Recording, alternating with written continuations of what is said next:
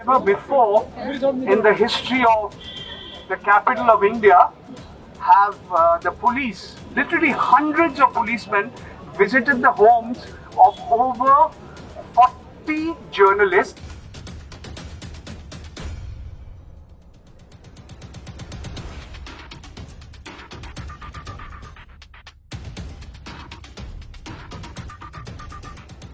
ये दिल्ली का press club है और इस प्रेस क्लब में पत्रकारों की भीड़ है। दिल्ली के तमाम पत्रकार जो कि इस वक्त दिल्ली के प्रेस क्लब में आए हैं और वो इसलिए आए हैं क्योंकि उनके एक साथी को वो काम नहीं करने दिया जा रहा है जो उनका असली धर्म बनता है। वो धर्म जो कि कहता है कि उन्हें पत्रकारिता करनी चाहिए, वो धर्म जो कहता है कि असल सवालों को सत्ता से पूछा जाना चाहिए, लेकिन से केवल पत्रकारों को पत्रकारिता करने के लिए जो है उनके ऊपर तमाम केस लाद दिए जाते हैं और जो भी सवाल पूछता है उसे असल में देशद्रोही मान लिया जाता है। न्यूज़ क्लिक के तमाम सीनियर पत्रकार अभिषेक शर्मा, उर्मिलेश, भाषा सिंह और आनंद चक्रवर्ती, इनके ऊपर जो है लंबी पूछताछ की गई, इनसे लंबी पूछताछ की गई और न्यूज़ क्लिक के ऊपर UAPA के तहत मामला दर्ज किया गया है। पत्रकारिता करना कब से देशद्रोह हो गया, ये सबसे बड़ा सवाल आज के समय में खड़ा हुआ है, लेकिन इसका जवाब देने वाला कोई भी नहीं। दादा, जो भी कल पूरा घटनाक्रम हुआ वो हमने सबने जाना, आपने सैकड़ों बार बता दिया। उस पूरे घटनाक्रम में एक तो साइलेंट सप्रेशन होता है और एक वोकल होता है। वो क्लियरली वोकल सप्रेशन था कि आगे आने वाले हर एक पत्रकार को याद रहे कि आपके सीनियर्स के साथ जो हुआ था वो आपके साथ भी हो सकता है। Am I right on this? मैं आपके साथ 100% सहमत हूँ। बिल्कुल, लोगों का मुंह बंद करने का लिए ये जितने सारे काम हुए हैं, मैं समझता हूँ लोगों का मुंह बंद करने के लिए किया। आप समझ लीजिए कि भारतवर्ष के इतिहास में ऐसा, आप क्या बताऊँ इसको हम इनका एपिसोड बताएंगे या ये ऐसा घटना कभी नहीं हुई कि सैकड़ों पुलिस वालों, महिलाएं, मर्द सुबह 6:30 बजे 45 पत्रकार के घर पे पहुंच गए जी, और ये न्यूज़ क्लिक का मुद्दा में सवाल उठाना शुरू कर दिया। उनके जो मोबाइल फ़ोन, उनके जो लैपटॉप लेके गए और मैं समझता हूँ इस तरह से घटना कभी नहीं हुई। कारण जो भी हो, इस विषय के ऊपर हम बातचीत करने के लिए तैयार है, मगर ऐसा घटना कभी नहीं हुआ। मैं समझता हूँ आपातकालीन समय में जब इंदिरा गांधी भारतवर्ष का प्रधानमंत्री थे, बहुत सारे पत्रकार लोगों को जेल के अंदर डाला जी, 19 महीना रहा। मगर इस तरह से आप पूरा एक मीडिया समुदाय, इसमें बच्चे लोग थे, इसमें ऐसे लोग थे जो एक फ्रीलांसर ये न्यूज़ क्लिक में 3-4 लेख लिखा, इनके घर में भी पहुंच गए। मैं जैसे वरिष्ठ नागरिक, मेरा घर में भी पहुंच गए जी। मगर मेरे साथ दिल्ली पुलिस बहुत अच्छा व्यवहार किया, बहुत अच्छा व्यवहार किया। बार बार पूछा क्या पियेंगे, चाय पियेंगे, कॉफ़ी पियेंगे, पानी लीजिए, क्या खाना खाएंगे, पूरी के साथ क्या लेंगे, छोले लेंगे, सब्जी लेंगे।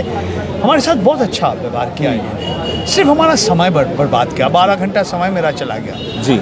मगर मेरा उम्मीद है कि हमारे साथ जैसे अच्छा व्यवहार किया दिल्ली पुलिस, आज प्रवीर पुरकायस्थ जिसका उम्र है 75 और उनके साथ जो उनके सहकर्मी है अमित चक्रवर्ती, वो विकलांग है जी, इनके साथ भी अच्छा व्यवहार करेंगे दिल्ली पुलिस, ये मेरा उम्मीद है, क्योंकि 7 दिन का पुलिस का कस्टडी में है।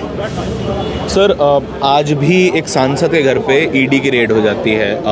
बिहार में हमने लगातार नेताओं पर ईडी की रेड देखी है, अब जर्नलिस्ट पर हमने रेड्स देखी हैं, एक्टिविस्ट्स पर देखी हैं। ये तमाम लोग वो हैं जो लड़ने वाले हैं, तमाम लोग हैं जो डेमोक्रेसी के जो हैं समर्थक हैं और उसको बचाए रखना चाहते हैं। तो सर, अगर इन सब के ऊपर हमले होंगे तो फिर लड़ेगा कौन?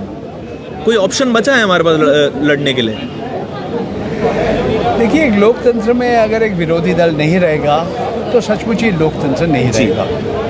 तो मैं इसी तरह से आपको कहना चाहता हूँ, देखिए, ये जो ईडी के बात की, एनफोर्समेंट डायरेक्टरेट, आयकर विभाग, जैसे कानून है UAPA, unlawful activities prevention act, एक तरह से जो सत्ते में है इनके लिए एक हथियार बन गया। और पिछले जो भी सरकार थे, जो भी सत्ते में थे, वो सहनशील नहीं थे इतने। मगर ये सरकार का एक तरह से अभिनवता है कि ये सिर्फ असहनशील है, इनका एक मनसा है जो बदला लेने का। और ये जो एजेंसीज है, जैसे ईडी है, जैसे इनकम टैक्स है, ये जो सत्ते में इनके लिए एक हथियार बन गया। ये नया है। आप देखिए कितने पत्रकारों को ऊपर, संस्था, पत्रकार की मीडिया संस्था के ऊपर छापा लग गया। दैनिक भास्कर बोलिए, न्यूज़ क्लिक के साथ आपका न्यूज़ लॉन्ड्री, वायर, जी, जो भी सत्ते में है उनके साथ आप अगर सवाल उठाएंगे, हाँ। आप आलोचना करेंगे, जो भी सत्ते में है, तो आप देशद्रोही बन जाते हैं। इसका एक कारण है, और एकदम ऊपर से मोदी जी। मोदी जी भारतवर्ष का अकेला प्रधानमंत्री है जो आज तक, अकेला एक प्रधानमंत्री है जो आज तक एक प्रेस कॉन्फ्रेंस नहीं किया जहाँ पे पत्रकार कुछ भी सवाल उठा सकता है। कभी नहीं हुआ है हमारे देश में। हर प्रधानमंत्री एक बार ऐसा मौका मिला पत्रकार लोगों को सवाल उठाने के लिए। चुन के कुछ पत्रकार को इन्होंने साक्षात्कार के मौका मिलता है। हाँ। इसमें रजत शर्मा जी हैं, अंजना ओम कश्यप तमाम जी हैं, टीवी के पत्रकार। हाँ, बहुत सारे हैं। अपना सुधीर चौधरी जी है, जी। नाविका कुमार है, ऐसे लोग हैं कुछ। जी। मगर और भी ऐसे लोग हैं। आप अजीत जी भी बहुत बार इसके ऊपर कार्यक्रम किया जी। कि एक अभिनेता है अक्षय कुमार जी, उनको भी प्रधानमंत्री से सवाल उठाने का एक मौका मिल गया। और उन्होंने हमारे माननीय प्रधानमंत्री से भी पूछा कि मेरा ड्राइवर साहब ने ये सवाल उठाया कि आप आम कैसे खाते हैं, काट के खाते हैं, चूस से खाते हैं। तो 140 करोड़ आबादी है भारतवर्ष। मदर ऑफ डेमोक्रेसीज बोलते हैं मोदी जी। विश्व का सबसे बड़ा लोकतंत्र है। ऐसे लोकतंत्र का प्रधानमंत्री अगर मीडिया से बात या पत्रकार से बात करने के लिए तैयार नहीं है, तो मैं समझता हूँ ये अत्यंत दुख की बात है। सर, लेकिन आप जितने भी पत्रकारों के ऊपर जो है अंकुश लगाने की कोशिश की गई, वो तो आलोचना भी बड़े सभ्य ढंग से करते हैं। उनको तो सुनने में मज़ा आता है कि हाँ, अगर आलोचना भी कर रहे हैं तो भाषा इतनी सुंदर है कि उनको सुनने का मन करे। लेकिन जो टीवी के पत्रकार हैं, उनकी भाषा इतनी निचले स्तर की है, जिस तरीके से वो जनता से बात करते हैं, जिस तरीके से वो अपने पैनलिस्ट से बात करते हैं, फिर भी उनको एंटरटेन किया जाता है। और आप लोगों की भाषा साफ़ होने के बावजूद भी उनको जो है इस तरीके की चीज़ें सुनने को मिलती हैं। ये आपका राय है। इस विषय के ऊपर मैं आपको ज़्यादा कुछ कहना नहीं चाहता हूँ। हमारे देश के जो दर्शक है, हमारे देश का जो श्रोता है, हमारे देश के जो पाठक है, इन्होंने राय करेगा किसके भाषा अच्छा है, किसके भाषा सिर्फ नहीं, जो आप कह रहे आप भाषा का माध्यम से आप लोगों को कुछ तो कहना चाह रहे हैं, कुछ संदेश दे रहे हैं। तो ये कितना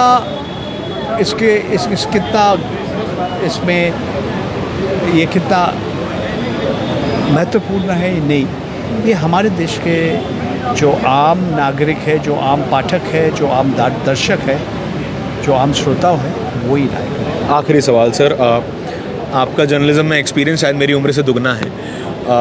आप मेरे जैसे पत्रकार या फिर 40 साल हो गए। हाँ, तो लगभग दुगना ही है। कल मेरा उम्र होगा 68। हाँ, 68 हो जाएंगे आप। तो पिताजी का उम्र हाँ, मैं भी उनसे ज़्यादा। जी। तो सर, एक यंग जर्नलिस्ट मेरे जैसे या फिर जो पत्रकार आज बनना चाहता है, उनको क्या एडवाइस देंगे? सतर्क रहिए। रास्ता लंबा है, रास्ता कठिन है। सिर्फ आदर्शवादी होने से आप आगे नहीं बढ़ पाएंगे। आप तैयार हो जाइए कि ये रास्ता कठिन रास्ता है और बहुत मुश्किल रास्ता है। ऐसा नहीं कि आप सोचेंगे कि मैं रात सब हमें ख्याति मिल जाएगा, सब लोग हमारे साथ आएंगे। ये सारे बात भूल जाइए।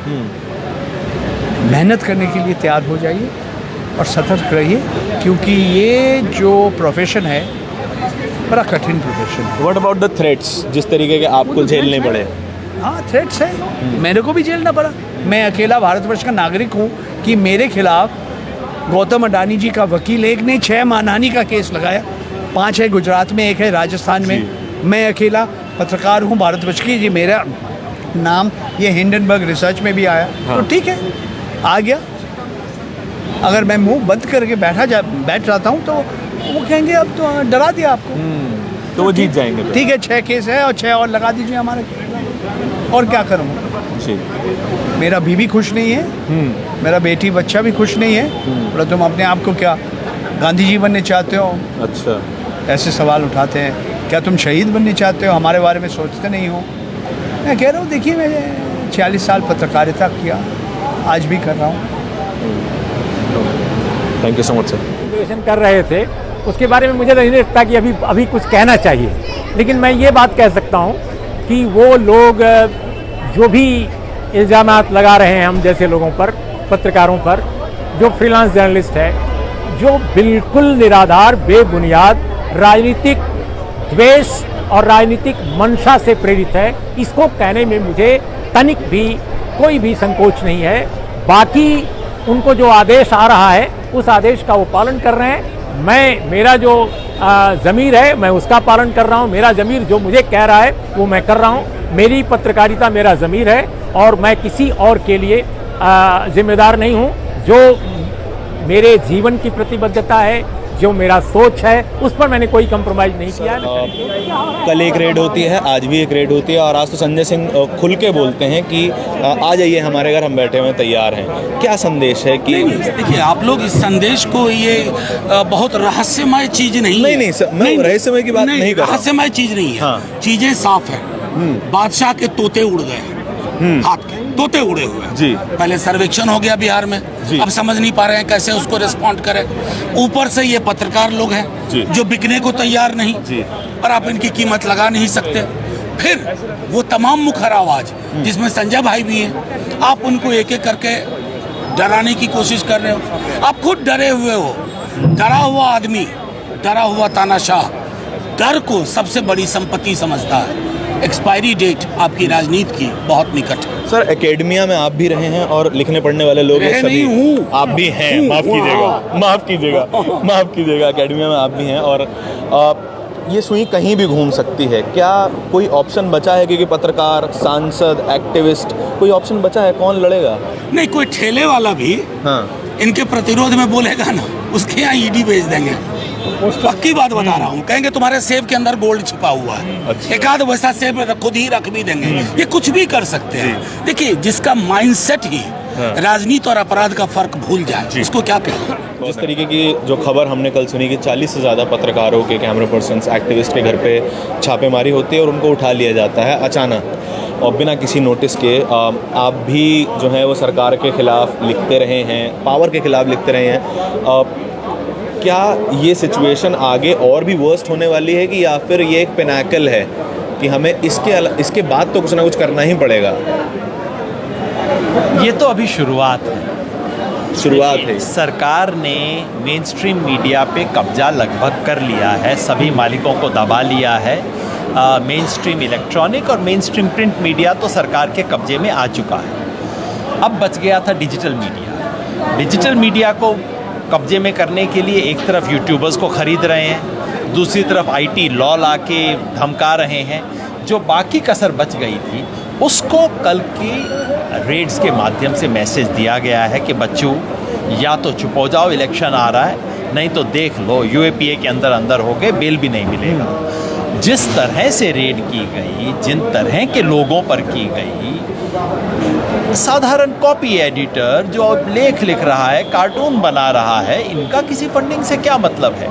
स्पष्ट है कि इसका न तो फंडिंग से संबंध है, न विदेश से संबंध है। इसका केवल और केवल भारत के मीडिया का वो हिस्सा जो अब भी सरकार के खिलाफ जुबान खोलने की हिम्मत कर रहा है, उसकी आवाज़ को बंद करने की कोशिश। सर, क्या आम सहमति ये नहीं है कि जो लोग सरकार के खिलाफ बोल रहे हैं वो असल में जो हैं सरकार के खिलाफ हैं या फिर उनको अलग तरीके से नुकसान पहुंचाना चाह रहे हैं, कि क्या ये जनता में सहमति तो नहीं बन गई है इस तरीके की, इसीलिए तो खुल के ये बातें सामने आ रही हैं, इस तरीके अरेस्ट हो रहे हैं?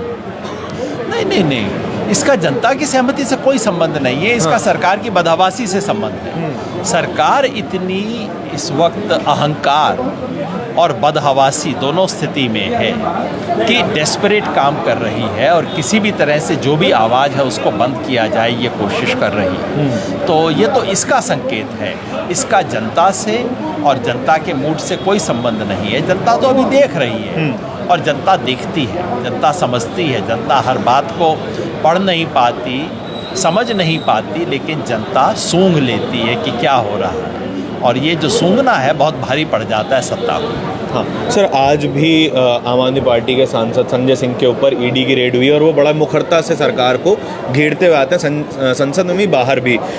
तो अब पॉलिटिक्स नहीं बचे, पॉलिटिशियंस नहीं बचे, पत्रकार नहीं बचे, एक्टिविस्ट नहीं बचे, तो फिर अब लड़ने आगे आएगा कौन? क्योंकि हर किसी का परिवार है, हर किसी की कुछ जिम्मेदारियाँ निजी तौर पर निभानी है। अगर वो कॉम्प्रोमाइज़ होगा, अगर वो कॉम्प्रोमाइज़ होगा तो फिर लड़ने के लिए बचेगा कौन? यही कि सरकार का इरादा है, सरकार यही चाहती है कि हर एक का मुंह बंद कर दिया जाए, हर एक को डरा दिया जाए। लेकिन दुनिया का इतिहास बताता है कि जब भी ऐसी ऐसी कोशिश होती है, ये कोशिश अंततः करने वालों के खिलाफ जाती है और अंततः लोग खड़े होते हैं। आज भी ये देश अंग्रेज़ों के खिलाफ लड़ा था जी, तब ये सब नहीं था, इससे बहुत ज़्यादा था। जिस देश ने अंग्रेज़ों के खिलाफ लड़ाई की है, मोदी क्या है अंग्रेज़ों के सामने, इसके खिलाफ भी देश लड़ेगा।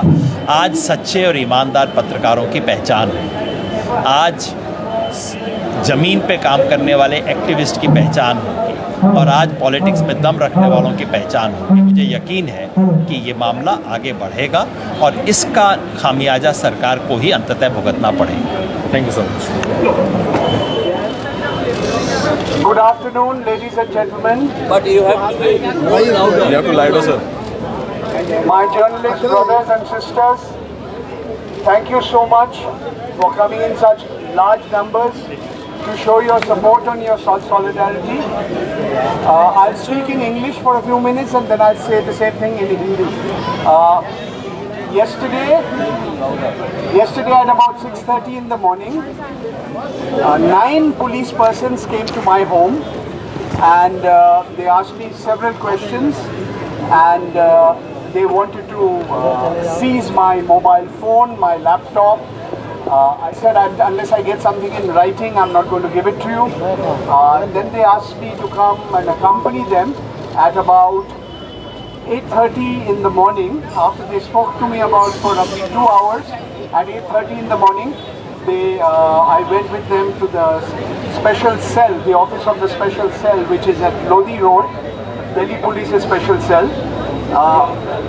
Right through the day, I was there till about 6 p.m.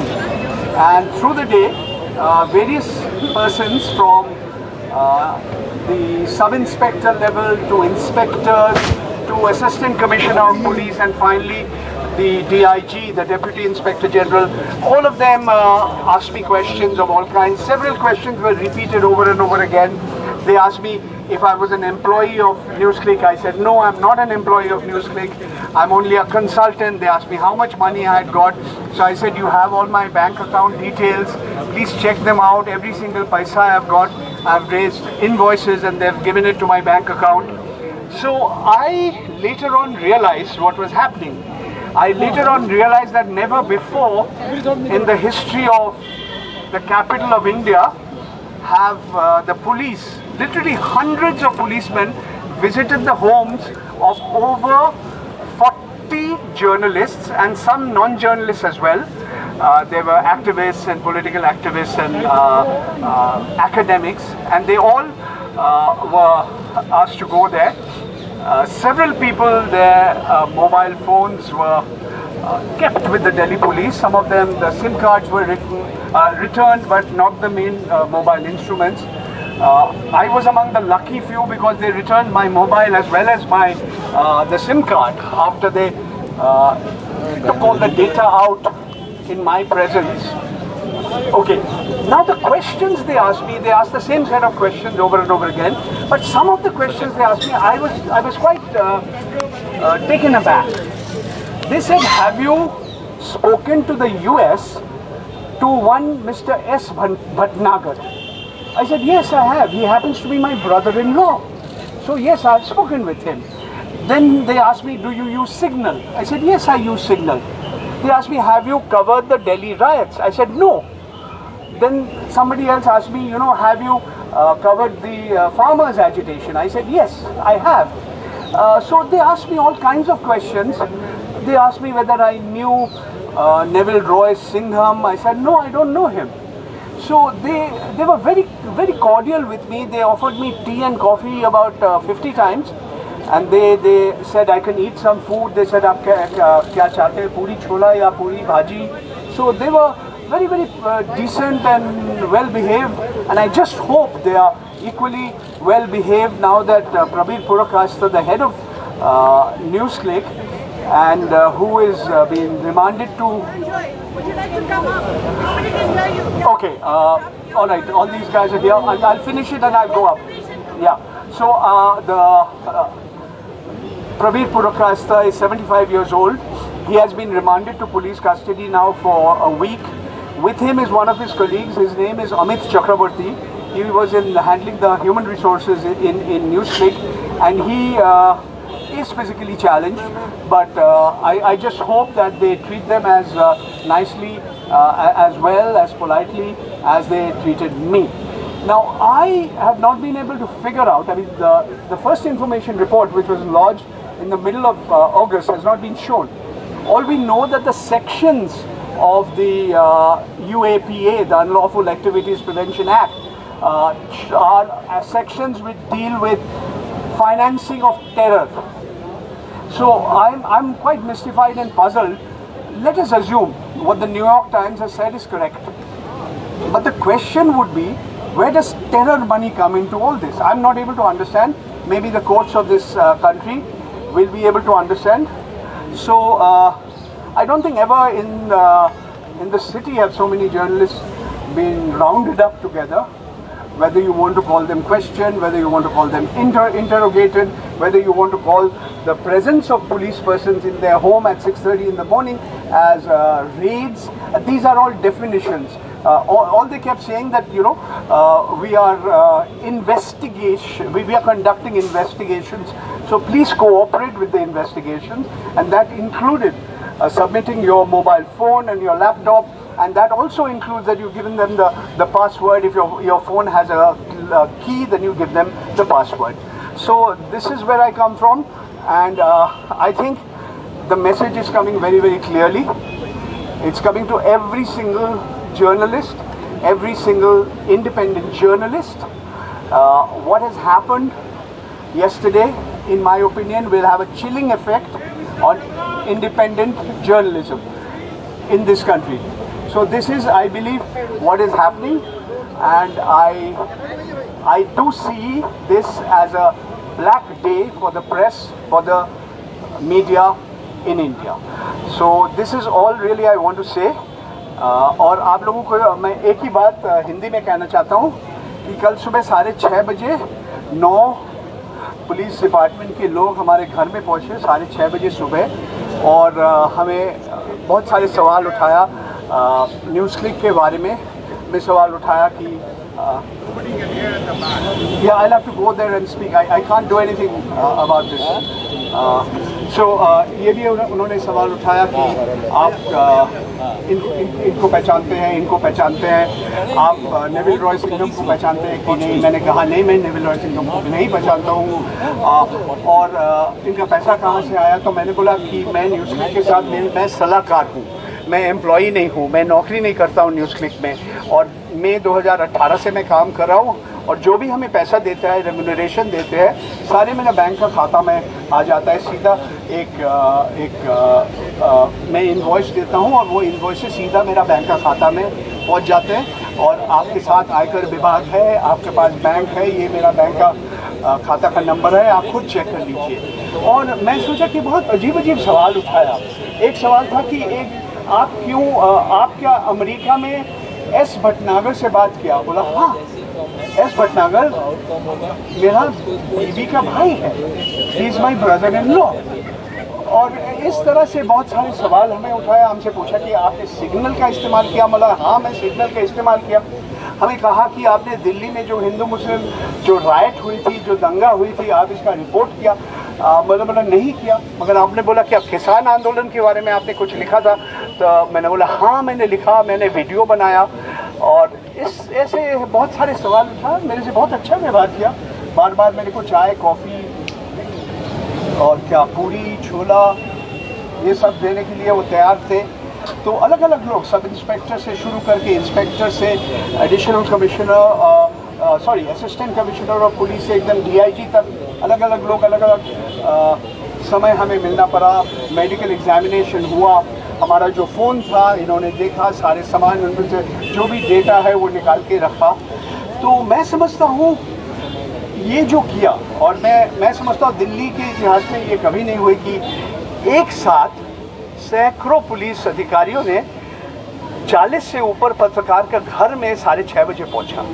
और पहुंचने के बाद अलग अलग सवाल उठाया और बहुत सारे पत्रकार का मोबाइल फ़ोन, लैपटॉप इन्होंने ले लिया, जब्त कर लिया। उनके पास अभी भी है, किसी को मोबाइल फ़ोन नहीं दिया वापस, और क्या कहते हैं उनका सिम कार्ड वापस दे दिया। तो मैं समझता हूँ एक संदेश देना चाहते हैं जो भी इसके पीछे है कि स्वाधीन पत्रकार जो है और जो स्वाधीन पत्रकारिता में विश्वास करते हैं, आप सतर्क रहिए, सरकार कुछ भी कर सकते हैं। तो ये मैं समझता हूँ सतर्क रहना बहुत ज़रूरी है। और मैं आपको सब धन्यवाद देना चाहता हूँ, आप सब एक लोग इकट्ठा आए हैं यहाँ पे। और मैं समझता हूँ कि ये जो न्यूज़ क्लिक के खिलाफ हो रहे हैं, एक दिन ना एक दिन शायद किसी पत्रकार के ऊपर इस तरह से कार्रवाई हो सकता है। इसीलिए आपको सतर्क रहना बहुत ज़रूरी है। मेरा साथ ये पुलिस अधिकारी ने बहुत अच्छा व्यवहार किया, और मेरा उम्मीद है कि जो प्रवीर पुरकास्ता है, जिसका उम्र 75 साल है, और उनके साथ जो उनके सहकर्मी है अमित चक्रवर्ती, वो विकलांग है, उनको भी इस तरह से अच्छे व्यवहार करेंगे पुलिस अधिकारी।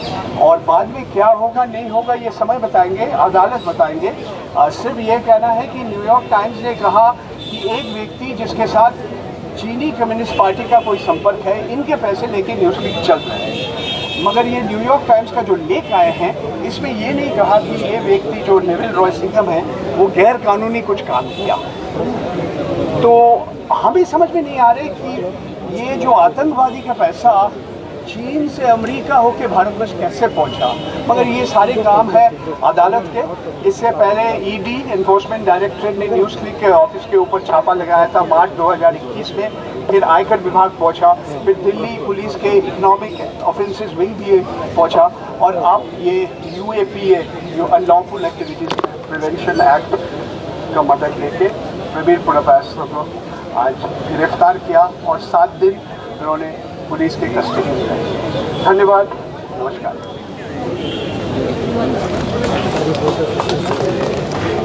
हेलो।